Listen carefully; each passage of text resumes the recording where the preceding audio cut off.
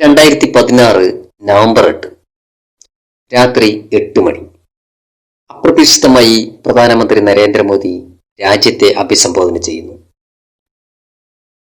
പെട്ടെന്നുള്ള പ്രഖ്യാപനം കേട്ട് പലരുടെയും കണ്ണുതള്ളി. 500-ന്റെയും 1000-ന്റെയും നോട്ടുകൾ നിരോധിച്ചു. പലരുടെയും നെഞ്ചിൽ തറയ്ക്കുന്ന വെടിയുണ്ടയായി ആ സർജിക്കൽ സ്ട്രൈക്ക്. മടിയിൽ കനമുള്ളവരെല്ലാം പല്ലും നഖവും ഉപയോഗിച്ച് പ്രതിരോധിച്ചു. പിന്നെയുണ്ടായ പുകിലുകളൊന്നും പറയേണ്ടതില്ലല്ലോ. അതുപോലെ 2019 ആഗസ്റ്റ് 5 ആർട്ടിക്കിൾ 370 കേന്ദ്ര സർക്കാർ റദ്ദാക്കി. അതോടെ ജമ്മു കാശ്മീരിനുണ്ടായിരുന്ന പ്രത്യേക പദവിയും അധികാരങ്ങളും ഇല്ലാതായി. ഇന്ത്യൻ ഭരണഘടനയിലെ എല്ലാ വ്യവസ്ഥകളും ഇപ്പോൾ ജമ്മു കാശ്മീരിനും ബാധകമാണ്. ഇതുപോലെ ഒരു ദിവസം രാവിലെ എഴുന്നേൽക്കുമ്പോൾ ആധാർ ആക്റ്റീവ് അല്ല എന്ന് പറഞ്ഞാൽ എന്തു ചെയ്യും?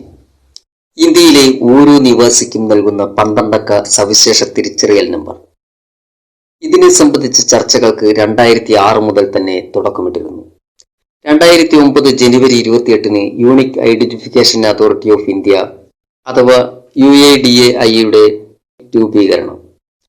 2010 സെപ്റ്റംബർ 29 മഹാരാഷ്ട്രയിലെ നന്ദുർബാർ ജില്ലയിലെ തെമ്പിളി ഗ്രാമം.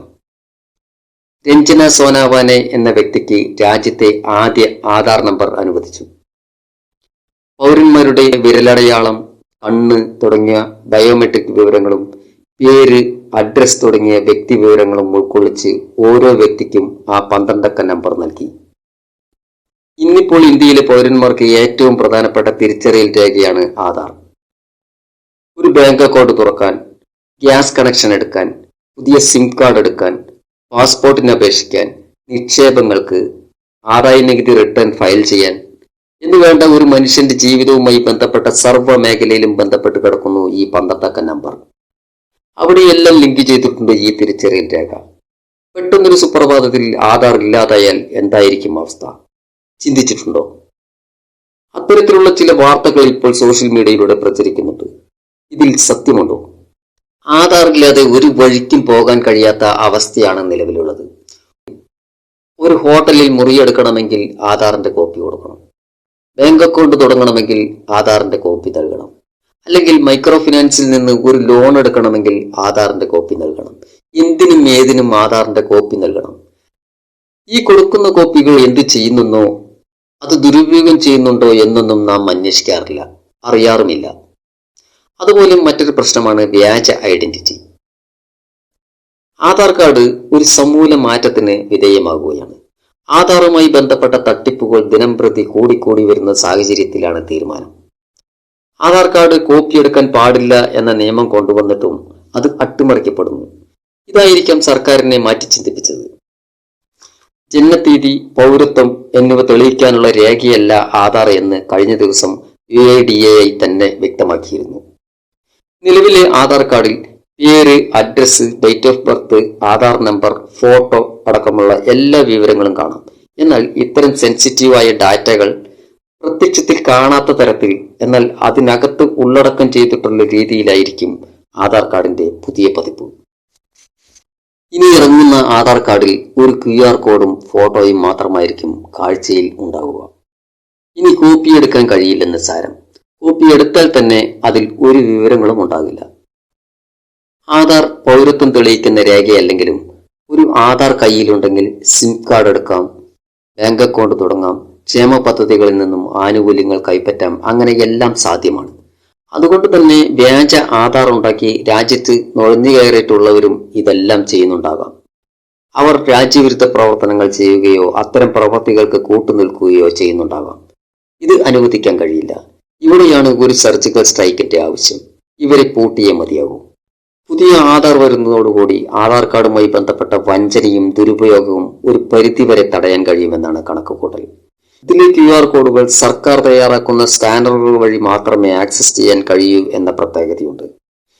വ്യക്തിയുടെ എല്ലാ വിവരങ്ങളും QR കോഡിനകത്താകും ഉണ്ടാകുക. ഇത് തട്ടിപ്പുകാർക്ക് വലിയ വെല്ലുവിളിയായിരിക്കും. അംഗീകൃത ആപ്പുകൾക്കോ ഏജൻസികൾക്കോ മാത്രമേ UIDAI സുരക്ഷിത സെർവറുകളിൽ നിന്ന് ഈ ഡാറ്റകൾ എടുക്കാൻ കഴിയൂ എന്ന് സാരം. ലോക്കൽ വെരിഫിക്കേഷനുകൾക്ക് നേരത്തെ പുറത്തിറക്കിയിട്ടുള്ള ആധാർ ആപ്പായിരിക്കും മാനദണ്ഡം. യഥാർത്ഥ ആധാറിന്റെ ഉടമയാണെന്ന് ഉറപ്പിക്കാൻ ആപ്പിലെ ഫേസ് ഓതന്റിക്കേഷനിലൂടെ കഴിയും. ഇവിടെയും മറ്റ് വിവരങ്ങൾ രഹസ്യമായിരിക്കുമെന്നാണ് വിലയിരുത്തൽ. സൈബർ സുരക്ഷയിലും ഡിജിറ്റൽ ഐഡന്റിറ്റിയിലും ആഗോള മാനദണ്ഡമായി ആധാറിനെ സമന്വയിപ്പിക്കുകയാണ് പുതിയ അപ്ഡേഷന്റെ ഒരു ലക്ഷ്യം. ഇപ്പോഴും ആധാർ നിർത്തലാക്കുമോ എന്നതിന് ഉത്തരമായില്ല. ഇപ്പോഴത്തെ ആധാർ ക്യാൻസൽ ചെയ്തതിന് ശേഷം വീണ്ടും പുതിയ ആധാർ എടുക്കേണ്ടി വരുമോ എന്നാണ് പലരുടെയും സംശയം. കടന്നുകൂടിയ വ്യാജന്മാരെ ഒഴിവാക്കുന്നതിനായി ഈ രാജ്യത്തെ മുഴുവൻ ജനങ്ങളുടെയും ആധാറുകൾ റദ്ദ് ചെയ്ത് പുതിയ ആധാറുകൾ അനുവദിക്കുക എന്നത് നോട്ട് നിരോധനം പോലെ സാധ്യമാകുന്ന ഒരു കാര്യമല്ല. പക്ഷെ ഏത് വെല്ലുവിളിയും ഏറ്റെടുത്ത് നടപ്പിലാക്കിയ ചരിത്രമുള്ള നരേന്ദ്രമോദിയാണ് ഭരണതലപ്പത്ത് എന്നതുകൊണ്ട് പൂർണ്ണമായും തള്ളിക്കളയാനുമാവില്ല. അതിനുദാഹരണങ്ങളാണ് നോട്ട് നിരോധനം, പൗരത്വ നിയമ ഭേദഗതി, ആർട്ടിക്കിൾ 370 റദ്ദാക്കൽ, മുത്തലാഖ് നിരോധനം, GST തുടങ്ങിയ വിഷയങ്ങൾ. 2016 നോട്ട് നിരോധനം പോലെ പെട്ടെന്നൊരു ദിവസം നിർത്താൻ കഴിയുന്ന ഒന്നല്ല ആധാർ. അങ്ങനെ സംഭവിക്കുകയാണെങ്കിൽ രാജ്യം തന്നെ സ്തംഭിക്കുന്ന അവസ്ഥ രൂപപ്പെടും. ബാങ്കിലെ കാര്യങ്ങൾ നടക്കില്ല, റേഷൻ സംവിധാനം നിലയ്ക്കും, സബ്സിഡികൾ മുടങ്ങും. അങ്ങനെ ആധാറുമായി ബന്ധിപ്പിച്ചിട്ടുള്ള എല്ലാ പ്രവർത്തനങ്ങളും നിലയ്ക്കും. നിലവിലെ ആധാർ ഫ്രീസ് ചെയ്തതിനു ശേഷം പുതിയ ആധാർ ഉണ്ടാക്കാനുള്ള കാലതാമസം വളരെ വലുതായിരിക്കും. ജനങ്ങൾ പാനിക്കായി കാര്യങ്ങൾ ഒന്നും നടക്കാതാകും. പുതിയൊരു ആധാർ ഉണ്ടാക്കാനായി ജനങ്ങളുടെയും ഉദ്യോഗസ്ഥരുടെയും എത്ര സമയം നഷ്ടപ്പെടുത്തേണ്ടി വരും? അത് നടക്കാത്ത കാര്യം തന്നെയല്ലേ. അതുകൊണ്ട് തന്നെ ആധാർ പിൻവലിച്ചതിന് ശേഷം പുതിയ ആധാർ അനുവദിക്കുക എന്നത് പ്രാക്ടിക്കലായ കാര്യമല്ല. നിലവിലെ ആധാർ പുതിയ രൂപത്തിലാക്കി അപ്ഡേറ്റ് ചെയ്ത് തരുന്നു എന്നതാണ് വാസ്തവം. അങ്ങനെയാണ് റിപ്പോർട്ടുകൾ. നിലവിലെ ആധാർ നിലനിർത്തിക്കൊണ്ട് തന്നെയായിരിക്കും ഇത് ചെയ്യുക. പഴയ ആധാറും റദ്ദാക്കുകയില്ല, അതും ആക്റ്റീവായിരിക്കും. അതുകൊണ്ട് തന്നെ അതും ഭദ്രമായി സൂക്ഷിക്കേണ്ടതുണ്ട്. ഇങ്ങനെയൊക്കെ ആണെങ്കിലും ഒരു സർജിക്കൽ സ്ട്രൈക്കിനുള്ള സാധ്യത തള്ളിക്കളയാനാവില്ല. അങ്ങനെ ഒരു സ്ഥിരീകരണമില്ലെങ്കിലും നേരത്തെ പറഞ്ഞതുപോലെയുള്ള വ്യാജ ആധാറുകളെ ഉന്മൂലനം ചെയ്യുക എന്ന ലക്ഷ്യത്തോടെ എല്ലാ ഭവിഷ്യത്തുകളും മുൻകൂട്ടി കണ്ട് അതിന് പരിഹാരവും കണ്ടിട്ടായിരിക്കും തലൈവർ ഇറങ്ങുക. ഇതിന്റെ മുന്നോടിയായിരിക്കാം SIR എന്നതുകൊണ്ട് സാധ്യതകൾ തള്ളിക്കളയാനാകില്ല. എങ്കിലും വളരെ കുറഞ്ഞ സാധ്യതകളെ അതിനുള്ളൂ. കാരണം നോട്ട് നിരോധനം പോലെ ഒരു വിഷയമല്ല ആധാർ എന്നത്. കറൻസി നിർത്തലാക്കുന്നതിന് മുമ്പ് പുതിയ കറൻസി അച്ചടിച്ചിറക്കി സംവിധാനം ഒരുക്കിയതിനു ശേഷം നടപ്പിലാക്കാൻ കഴിയുന്ന ഒന്നാണ്. പക്ഷേ രാജ്യത്തെ 135 കോടി ജനങ്ങളുടെയും ആധാറുകൾ അവരവരുടെ പേഴ്സണൽ ഡാറ്റകൾ ഉള്ളടക്കം ചെയ്തിട്ടുള്ള പ്രത്യേകം കാർഡുകളാണ്. അത് പ്രത്യേകം തയ്യാറാക്കേണ്ടതുണ്ട്. 135 കോടി ജനങ്ങൾക്കും ആധാർ ലഭ്യമായത് തുടർച്ചയായ പ്രവർത്തനങ്ങളിലൂടെയാണ്. അത് നിർത്തലാക്കിയാൽ വീണ്ടും ആധാർ കാർഡുകൾ എല്ലാവരിലേക്കും എത്താൻ കാലതാമസമെടുക്കും. ഈ കാലതാമസത്തിന്റെ ഇടയ്ക്ക് ജനങ്ങളുടെ കാര്യങ്ങളെല്ലാം തന്നെ അവതാളത്തിലാകും എന്നതുകൊണ്ട് അതിനുള്ള സാധ്യത വളരെ കുറവാണ്. അങ്ങനെയുണ്ടാകില്ല എന്ന് തന്നെ നമുക്ക് ഉറപ്പിക്കാം.